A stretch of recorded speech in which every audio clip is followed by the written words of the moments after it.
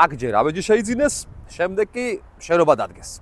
1658 წელს იეზუიტებმა ამ ადგილზე შექმნეს ლაბორატორია და გახსნეს აფთიაქი.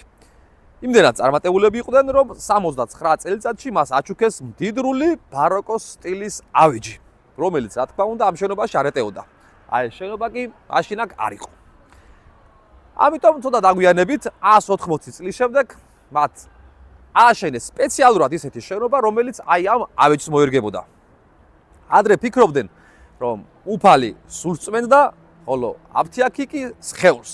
ამიტომაც მის შესასვლელში აფთიაქის თავზე მაცხოვარის გამოსახულებაა, ხოლო თავად ავეჯზე წარწერა სალვადორ მუნდი. ხალხის ხსნელი.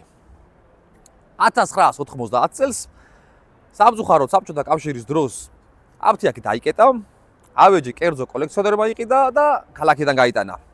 30 წლის მანძილზე აფთიაქი იყო ცარიელი, დაკეტილი და უფუნქციო.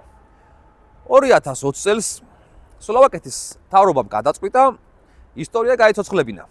ამიტომაც შეიძინა შენობა, ბევრად ძვირად გამოისყიდა კერძო კოლექციონერისგან ეს ანტიკვარული, მდიდრული ბაროკოს სტილის ავეჯი და თავის ხალხს შესთავაზა არა მხოლოდ მუზეუმი, არამედ მუზეუმის და აფთიაქის კონცეფცია გაერთიანებულად.